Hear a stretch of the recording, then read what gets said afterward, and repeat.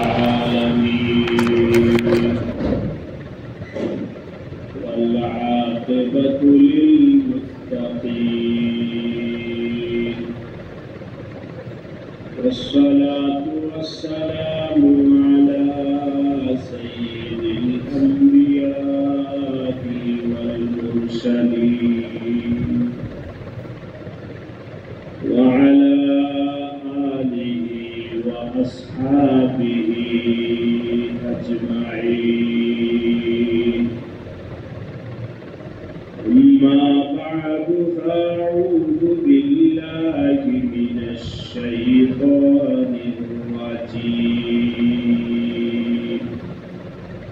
بسم الله الرحمن الرحيم يدخل من يشاء في رحمته والظالمين أعد لهم عذابا أليما آمنت بالله صدق الله مولانا العظيم উপস্থিত মুআজ্জাজ মুহতারাম সম্মানিত মুসল্লিয়ানে কেরাম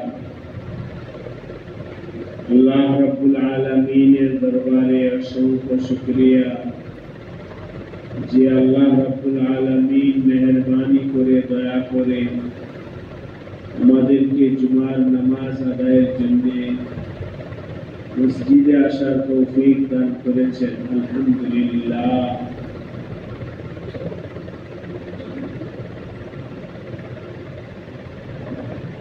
আল্লাহ তাআলা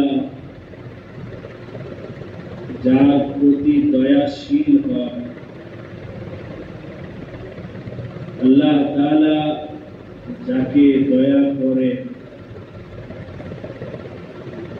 ওই ব্যক্তি দয়া পায়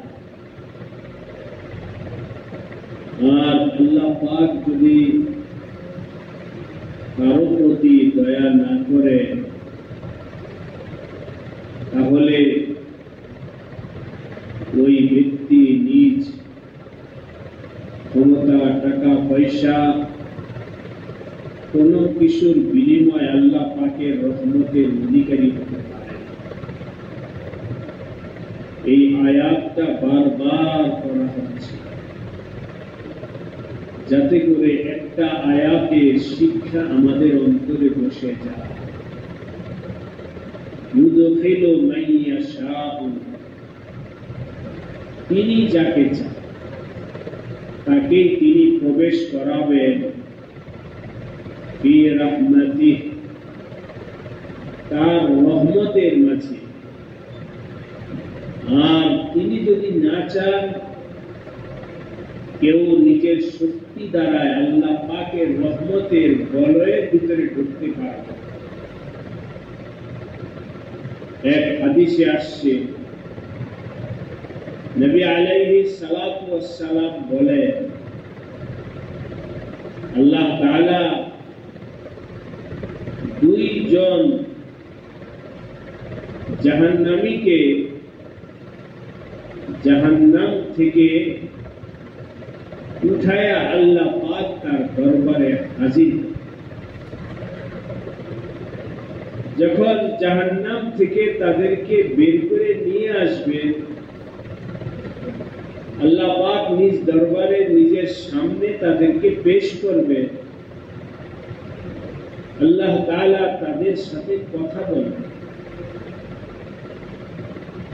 কথা বলার পর এক পর্যায়ে কথা বলা যখন শেষ হবে আল্লাহ আবার বলবে যাও তোমরা জাহান্নামে চলে যাও তোমরা যেখান থেকে আসছো সেখানে আবার যাও তোমার সাথে কথা শেষ এবার যাও যখন এই দুজনকে বলবে তখন দুইজনের মধ্যে একজন দৌড়ায়া আনন্দের সাথে জাহান্নামে যাওয়া শুরু করবে, একেবারে জাহান্নামে চলেই যাবে, অথচ সে ইতিপূর্বে জাহান্নামের আগুন, জাহান্নামের কষ্ট নিজে ভোগ করে আসছে। তা সত্ত্বেও আল্লাহ পাক যখন বলবে তুমি যাও জাহান্নামে, সে দৌড়ায়। যখন দৌড়ায় যাবে, কেন যাচ্ছে? আল্লাহ তাআলা তো জানেন কেন যাইতেছে। তার যাওয়ার কারণ হলো তার দিলের ভেতরে এই একই ঢুকছে, জাহান্নামে কষ্ট থাকুক আর জান্নাতে আরাম থাকুক, তাতে আমার কিছু আসে যায়। জাহান্নামের শাস্তি থেকে বাঁচার কোনো উপায় নাই, আর জান্নাতে প্রবেশেরও কোনো সুযোগ নাই আল্লাহ পাকের দয়া ছাড়া। সুতরাং এখানে আল্লাহর দয়াটা হলো মূল বিষয়। তাই আল্লাহ পাকের দয়া আশা করে আল্লাহ পাকের হুকুম মানা শিখে। আল্লাহ বলছে জাহান্নামে যাও, আমি যাবো, বাস। এই জন্য আল্লাহ পাকের হুকুম মানার জন্য সে জাহান্নামে দৌড়ায়। কষ্ট আছে না কি আছে ওইটা নজরে নাই, নজর হলো আল্লাহ পাকের হুকুম। এটা শুধু শব্দ নয়, এটা নিয়ে নিজেরা চোখ বন্ধ করে ফিকির করবে। আল্লাহ পাকের হুকুম হয়েছে, এই জন্য দৌড়ায় জাহান্নামের আগুনে যেতেছে। জাহান্নামের আগুনটাকে ভয় করতেছে না, গুরুত্ব দিতেছে না, গুরুত্ব হলো আমার আল্লাহ পাকের। আর এই হালাত আল্লাহ পাক দেখতে পাইয়া আল্লাহ পাক জাহান্নামের আগুনে এসে পড়ার আগেই আল্লাহ পাক আগুনের উপরে ফরমান জারি করে দিলেন, হে আগুন তুমি আমার এই বান্দার জন্য শীতল বালাখানা হয়েছে। যেমনটি হয়েছিল দুনিয়াতে হযরত সাইয়্যিদনা ইব্রাহিম আলাইহিস সালামের ব্যাপারে। কাফেরেরা ইব্রাহিম আলাইহিস সালামকে আগুনের মধ্যে নিক্ষেপ করছে, আর নিক্ষেপ করতে পাইরা নিজে আনন্দিত, নিজে দিছি আজকে শেষ করে। এই তো ইব্রাহিম পরাজিত, শেষ, ইতিহাস শেষ। কেন? আগুনে পড়া গেলে শেষ হয়ে গেল, আর বাধা থাকবে না, আর কিছু থাকবে না। তারা তো হাসতেছে, মজাক করতেছে, শেষ করে দিছি, ইসলামকে শেষ করে দিছি।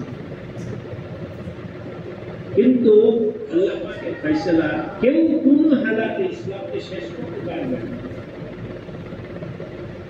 কথার কথা অনেক সময় কোন আলেমকে অপমানিত কইরা খুশি হয় যে এই যে দেখছেন আজকে দিছি। কোন দিনের মেহনতকে বন্ধ কইরা খুশি হয় যে আল্লাহ না তো আমার সাথে। এই দুনিয়া পারা না পারা কিছু। নবী আলাইহিস সালাম পর্যন্ত কত কষ্টের সম্মুখীন হয়েছে। সুতরাং যারা দিনের উপরে চলবে তারা কাটার আসল কিছু না কিছু লাগবে। দিনের উপরে চলতে গেলে কিছু না কিছু কাটার আসল তো লাগে, কিন্তু ওরা খুশি হয় যে দিছি শেষ করে।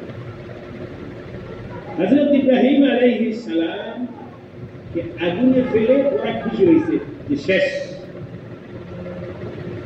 আল্লাহ পাক আগুনের উপরে ফরমান জারি করছে, কুনি বারদাম ওয়া সালামান আলা ইব্রাহিম। কিছু হয় না ইব্রাহিম আলাইহিস সালামের, কিন্তু সাময়িক সময় কাফের মুশরিকরা খুশি হয়েছে।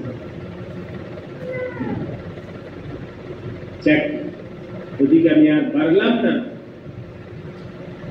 এখানে আসি, ও যখন জাহান্নামের আগুনে ঝাঁপ দিছে, আল্লাহ পাক আগে থেকে তো জাহান্নামের দাহন শক্তি, আগুনের দাহন শক্তি খতম করে দিছে। জাহান্নামের আগুনে পড়েও সে শান্তির মধ্যে আছে, অপর জন দাঁড়ায় আছে, যায় নাই। আল্লাহ পাক তাকে জিজ্ঞাসা করে, নাই মেয়া তুমি গেলা না কেন? তুমি তোমার সাথে সাথে দৌড়ায় গেল।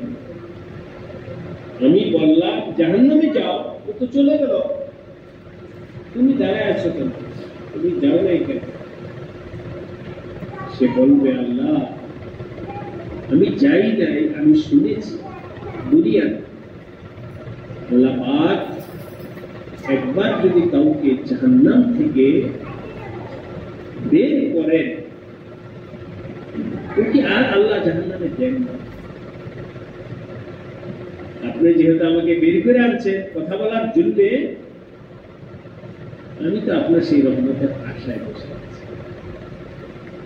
আপনি আমাকে আর সেখানে দিবেন না, আপনার রহমতের আশায় আমি বসে আছি। আল্লাহ বলবেন, তাই?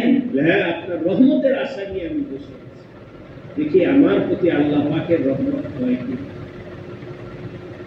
নবীজি বলেন আল্লাহ তখন বলবেন, আর কি কি আশা আছে বলো আমার ব্যাপারে, আমার ব্যাপারে তোমার আর কি কি আশা আছে বলো। সে সুযোগ পায়া যা বলার সব। আল্লাহ পাক বলেন, তোমার এই সব আশাগুলো তুমি যা চাইছো এটাও দিলাম, তার থেকে আরো 10 গুণ বাড়ায় দিয়েছি। এই দুইটা লোক যে জাহান্নামে গেছে, সেও আল্লাহ পাকের রহমতের আশাবাদী ছিল যে আমি আল্লাহর হুকুম মানি, তাহলে আল্লাহর দয়া হবে। আর যে এখানে বসা আছে, সেও আল্লাহর রহমতের আশা নিয়ে বসে আছে। আল্লাহ পাক দুজনকে মুক্তির ব্যবস্থা করলেন। ইউদখিলু মান ইয়াশাউ ফি রাহমাতিহি, আল্লাহ যাকে চান তাকে কোনো না কোনো মতে রহমতের মধ্যে আল্লাহ জায়গা দিবেন, কিন্তু আল্লাহকে চাইতে। গত সপ্তাহে আপনাদেরকে হাদিসের একটা আলোচনা শুরু করেছি। আল্লাহ পাক তার দয়ায় 7 শ্রেণীর মানুষকে আল্লাহ পাকের ছায়ার নিচে হাসরের দিন জায়গা। আল্লাহ পাক আমাদেরকে 7 শ্রেণীর কোন না কোন শ্রেণীর মধ্যে দাখিল হওয়ার তৌফিক দান করেন। তার মধ্যে এক শ্রেণীর আলোচনা এখন আজকে, শুধু একটা শ্রেণীর। ওই দিন তো ইজমালি গত সপ্তাহে কিছু না কিছু বলা হয়েছে। রাজুলানে তাহাব্বা ফিল্লাহ, ওই দুই ব্যক্তিকে আল্লাহ পাক আরশের ছায়ার নিচে জায়গা দিবেন, যেই দুই ব্যক্তি একে অপরকে মহব্বত করে ভালোবাসে। তাহাব্বা ফিল্লাহ, আল্লাহর জন্য কাউকে ভালোবাসে। একজন আরেকজনের সাথে সম্পর্ক রাখে আল্লাহর জন্য, একজন আরেকজনের সাথে মহব্বত করে আল্লাহর জন্য, দুনিয়ার কোন স্বার্থের জন্য নয়, দুনিয়ার জন্য নয়, আল্লাহ পাকের দ্বীনের স্বার্থে একে অপরের সাথে সম্পর্ক রাখে। নবীজি বলেন, এই দোনো ব্যক্তিকে আল্লাহ পাক আরশের ছায়ার নিচে রাখে। সুতরাং আমি যদি জিজ্ঞাসা করি, আজকে সবাই দিলে বসানোর জন্য চেষ্টা করবে, ভাই আপনার তো দুনিয়াতে বিভিন্ন জনের সাথে সম্পর্ক আছে, কথার কথা স্ত্রীর সাথে সম্পর্ক আছে স্ত্রী হিসাবে, বাবার সাথে সম্পর্ক আছে বাবা হিসাবে, বন্ধুর সাথে সম্পর্ক আছে বন্ধু হিসাবে, প্রতিবেশীর সাথে সম্পর্ক আছে প্রতিবেশী হিসাবে। এরকম বিভিন্ন পেশা শ্রেণীর মানুষের সাথে বিভিন্ন সম্পর্ক আপনার আছে, কিন্তু এখন বলার দরকার নেই। আপনার দিনকে প্রশ্ন, আমি খালেস আল্লাহর জন্য তাকে ভালোবাসি। কেউই কি দুনিয়াতে নাই যে আল্লাহর জন্য তাকে ভালোবাসে? বলেন যে উমুককে হুজুর আমি আল্লাহর জন্য খালেস শুধু আল্লাহর জন্য উমুককে ভালোবাসি, এখানে আমার কোনো দুনিয়াবি কোনো স্বার্থ নেই, তার কাছে দুনিয়াবি আমার কোনো চাওয়া পাওয়া নেই, আমি স্রেফ শুধু একমাত্র আল্লাহর জন্য তাকে ভালোবাসি, আর কোনো কারণ। এমন একটা লোক দুনিয়ার সব মানুষ কি খারাপ? আমাদের একটা রোগ হয়ে গেছে যে আমরা মানুষ চিনি না, সবাইকে খারাপ ঢালাও ভাবে খারাপ বলি, আর নিজের খাহের সাথে পূজা করি, মানে নিজে যেটাই ভালো মনে করি সেটাই খাহের সাথে পূজা। আল্লাহ আমাদের সবাইকে হেফাজত করে ওই খায়ের সাথে পূজা থেকে। কারো কারো চোখ অন্ধ হয়ে যায়, অন্ধ হওয়ার কারণে সে দুনিয়াতে ভালো মানুষ দেখা পায়। আরে হুজুর কত দোষার কথা, মানে সব মানুষের দোষই থেকে কোন মানুষ দুনিয়াতে ভালো তার আসলে তার চোখটাই মুশকিল। দুনিয়া দুনিয়া থাকতে পারে না ভালো মানুষ ছাড়া। এই একই পয়দা করতে হবে ভালো মানুষ আছে আছে, আমার তালাশ করে নিতে হবে। যদি মনে হয় যে আপনার দৃষ্টিতে কেউই ভালো নাই, তাহলে বুঝতে হবে যে আপনার চোখে সমস্যা। ভালো মানুষ ছাড়া দুনিয়া চলতে পারেই না, এটা হাদিস, কোরআন হাদিসের কথা। আপনাকে তালাশ করে নিতে হবে। আমাদের হযরত শাহ হাকিম আখতার সাহেব রহমতুল্লাহ অনেক বড় আল্লাহ বুজুর্গ ছিলেন। তিনি বলেন যে শয়তান আমাদের কাঁধে এমন ভাবে সাওয়ার হয় যে আমি কার সাথে মহব্বত করবো, কাকে মহব্বত করবো। এই জমানায় যদি জুনায়েদ বাগদাদি থাকতো তাহলে তাকে মহব্বত করতো। এই জমানায় যদি আব্দুল কাদের জিলানীর মতো ব্যক্তি থাকতো, আমি তাকে তার কাছে নিজের জীবন কুরবান করে দিতাম। এই জমানায় তো আব্দুল কাদের জিলানী নাই, এই জমানায় তো খাজা মঈনুদ্দিন চিশতি নাই, এই জমানায় তো অমুক নাই তমুক নাই, কার কাছে যাবে? এই জমানায় কেউই নেই। হযরত বলেন, আরে শোনো, প্রত্যেক জমানায় আল্লাহ পাক জুনায়েদ বাগদাদি, আব্দুল কাদের জিলানী, খাজা মঈনুদ্দিন চিশতি রাখছে।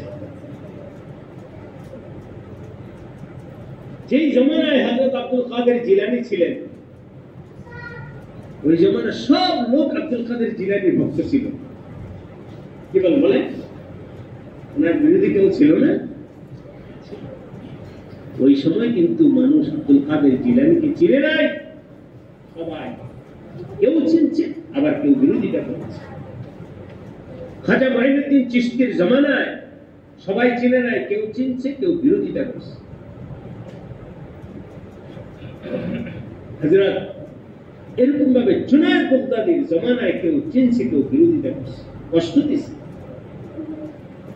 আর হযরত আব্দুল কাদের জিলানী আর জুনায়েদ বাগদাদি, হযরত খাজা মঈনুদ্দিন চিশতি, ওনাদের তো অবশ্যই তার মর্যাদা আছে।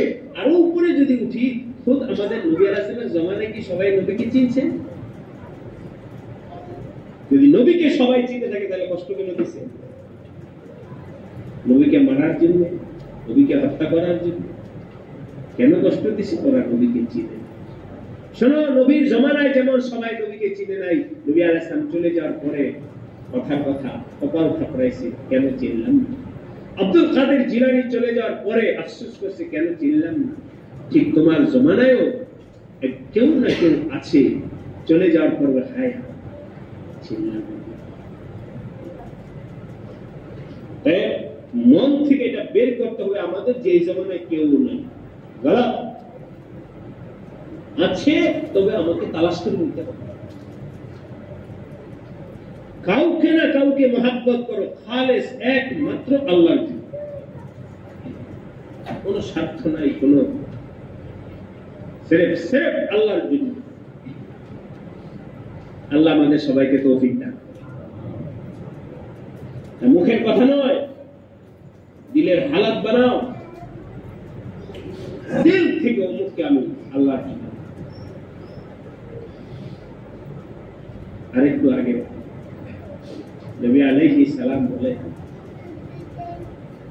যদি তুমি কাউকে কোন আমলের কারণে আল্লাহর জন্য ভালোবেসে থাকো, তাহলে তাকে বলে দাও যে আমি আপনাকে এই কারণে আল্লাহর জন্য ভালোবাসি, বলে দাও। তাহলে ভালোবাসা তো দুই দিক থেকে হয়। আমি যখন আপনাকে ভালোবাসলাম, বলে দাও আপনি উনারই বলে কি আমাকে ভালোবাসে, আমিও ভালোবাসি। এখন দুই ব্যক্তি আল্লাহ পাকের জন্য একে অপরকে ভালোবাসা লোক দিয়েছে। বলে দাও যে আমি আপনাকে আল্লাহর জন্য ভালোবাসি, বলে দাও। আল্লাহ আমাদের সবাইকে দিন বুঝার তৌফিক দান করেন। আরশের নিচে ছায়া পাইবা যদি দুনিয়াবি কোন স্বার্থের জন্য নয়, একমাত্র আমার আল্লাহর জন্য যদি কাউকে ভালোবাসে। ওদের ছাত্র জমানায় তখন আমি দাঁড়িয়ে মধ্যে পড়ালেখা, ওদের ওস্তাদ ছিলেন, এখনো আছে সারা দুনিয়া, এখন মুরব্বিদের হাতে হযরত সৈয়দ আরশাদ মাদানী দামাত বারাকাতুহু, হুজুরকে সামনে যখন পড়তাম কারণ দেখুন তো অনেক বড় প্রতিষ্ঠান, এক ক্লাসে আমরা যখন আরো কথা আমাদের বছরই 1200 ছাত্র এক ক্লাসে। হুজুর সবক পড়াইতে আসতেছেন না, কথা শনিবার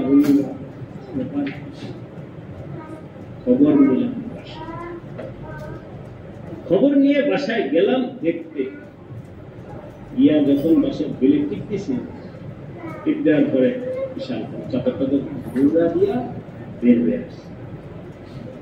আশা করে আমি বললাম যে আলিবিন আপনি সাগর আপনার ছাত্র, আপনাকে আমরা করি 2 দিন যাবৎ ক্লাসে আসতেছেন, খবরটার জন্য আসছে। আচ্ছা, খুব অবাক, এই যখন আমি ছাত্র আছি যে ওস্তাদের খবর নেবা মহব্বতের জায়গা থেকে করছে। আমার জ্বর, এই জন্য আমি 2 দিন যাবৎ আপনার হাল কোর্সের জন্য আসছি, অন্য কোনো জন্য বললে এক হাদিস শোনাইতেছি তোমাদেরকে। ভাইরা, আল্লাহ ওয়ালা আলেমদের সাথে সম্পর্ক রাখে, আমাদের উঠা বসা সব জায়গায় দর্শা। হাদিস শুনুন, তাবেঈন সাহাবায়ে কেরামদের কাছে যাইতে না সাহাবীরা হাদিস শুনাই। হাদিস শুনে এই নবী আলাইহিস সালাম বলেছেন, তুমি যদি কাউকে কোনো আমলের দ্বারা কাউকে যদি ভালোবাসো, তাহলে তাকে বলে দাও যে আমি উহিব্বুকা ফিল্লাহ, আল্লাহর জন্য তোমাকে আমি ভালোবাসি। তোমাদের এই আগমন আসার কারণে আমি বলে দিতেছি, আমি তোমাদের এই আসার কারণে আমি তোমাদেরকে ভালোবাসি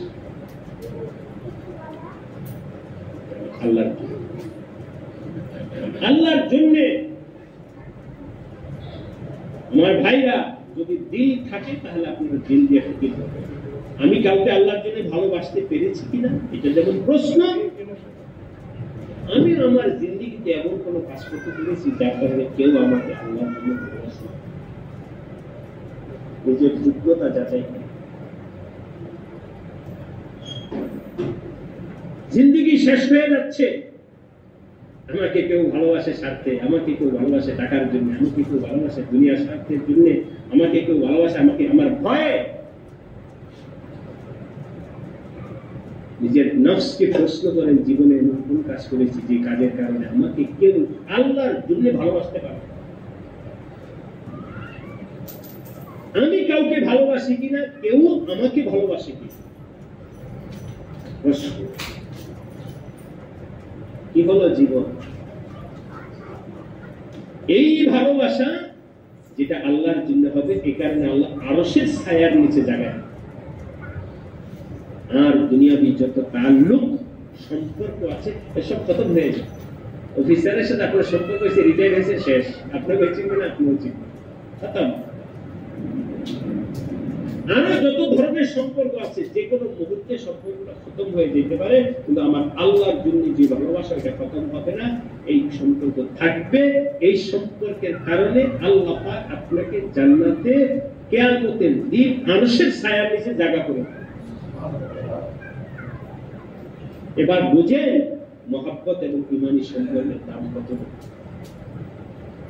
সেটা হতে দেখে। এই প্রসঙ্গে আরেকটা হাদিস আপনাদেরকে শুনাই দিচ্ছি। নবীজি বলেন, মান আহাব্বা লিল্লাহ ওয়া আবগাযা লিল্লাহ, কেউ যদি কাউকে ভালোবাসে লিল্লাহ, আপনারা তো আশা করি খেয়াল করলে তো আপনারা নিজেরাই কিছু না কিছু বুঝিয়ে ফেলতেছেন। মান আহাব্বা লিল্লাহ, যদি কেউ কাউকে ভালোবাসে আল্লাহর জন্য, আবগাযা লিল্লাহ, এবং কারো প্রতি যদি বিদ্বেষ থাকে আল্লাহর জন্য, ও আমার আল্লাহর বিরুদ্ধে বলছে, তার সাথে আমার ও দিনের খেলাপ করছে, তার সাথে আমার সম্পর্ক, ও কোরআনের বিরুদ্ধে বলছে, তার সাথে আমার সম্পর্ক নেই। ও আবগাযা লিল্লাহ, সম্পর্ক কাটিয়ে দিয়েছে কেন? কোরআনের বিরুদ্ধে বলা। মান আহাব্বা লিল্লাহ ওয়া আবগাযা লিল্লাহ। দুই হলো ওয়া আতা লিল্লাহ, এবং যদি কাউকে দেয় সেটাও আল্লাহর জন্য দেয়। আতা লিল্লাহ ওয়া মানাআ লিল্লাহ, কেউ কিছু চাইছে তো আল্লাহকে সন্তুষ্ট করার জন্য দেয়। কেউ কিছু চাইছে, ভাবলো যে দেওয়াটা ঠিক হবে না বা আল্লাহ নারাজ হয়ে যাবে, এই জন্য বাসনা দিল, সেটাও আল্লাহর জন্য, দেয় নাই সেটাও আল্লাহর জন্য। চার আমল, আহাব্বা লিল্লাহ, আবগাযা লিল্লাহ, আতা লিল্লাহ, মানাআ লিল্লাহ। খবর শুনে কি হবে? নবীজি থেকে খবর শুনে ফাকাদ ইসতাকমালাল ঈমান। কেউ যদি এই জায়গায় পৌঁছতে পারে তাহলে তার ঈমান পরিপূর্ণ হয়ে যায়। ফাকাদ ইসতাকমালাল ঈমান, তোমার ঈমান পরিপূর্ণ। এবার বুঝেন যে আল্লাহর জন্য করা, আল্লাহর জন্য দেওয়া, আল্লাহর জন্য না দেওয়া, আল্লাহর জন্য ভালোবাসা, আল্লাহর জন্য ভালো না বাসা, ফাকাদ ইসতাকমালাল ঈমান, ঈমান পরিপূর্ণ। তাই আজকে আলোচনার সার দুইটা প্রশ্ন আপনাদের সামনে ছুড়ে দিই। এক হলো নিজের দিল থেকে নিজের দিলকে বলবে যে আমি আল্লাহর জন্য কাউকে ভালোবাসতে পারছি কিনা। দ্বিতীয় নাম্বার হলো আমি কারো ভালোবাসার পাত্র হতে পারছি, কেউ আমাকে ভালোবাসে। আমাকে এক মাওলানা সাহেব বলতেছি, হালাত নিজের জীবনে, হুজুর আমি যদি এখন মারা যাই, আমার জন্য কাঁদলে ওরা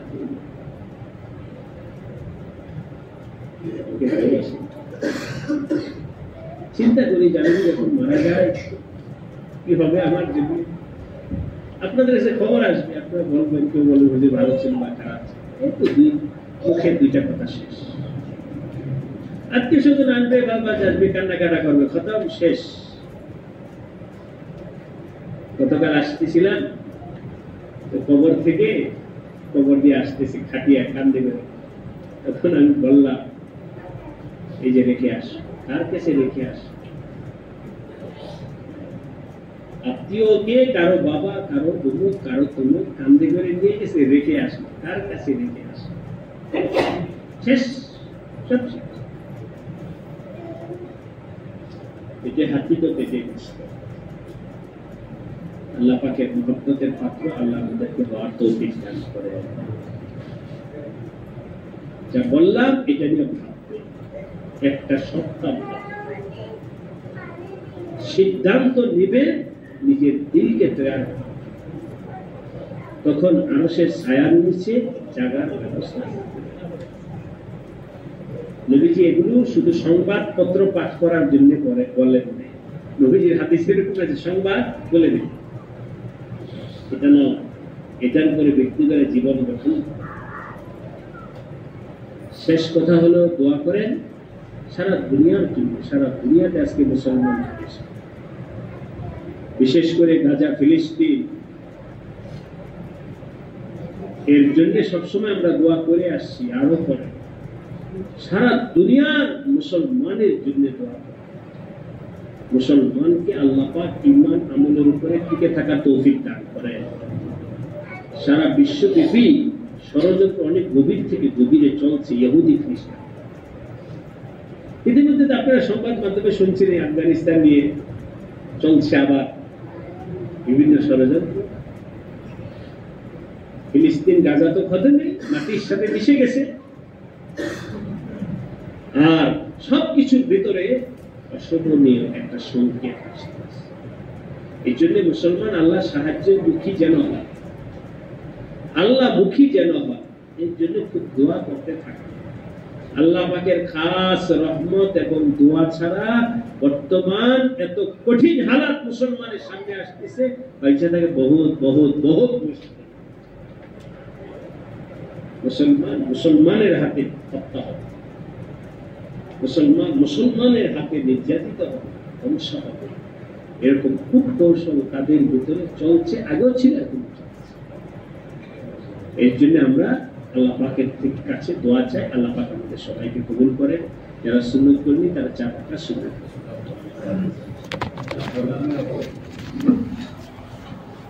আমরা সবাই কাপড় পুরা করে তারা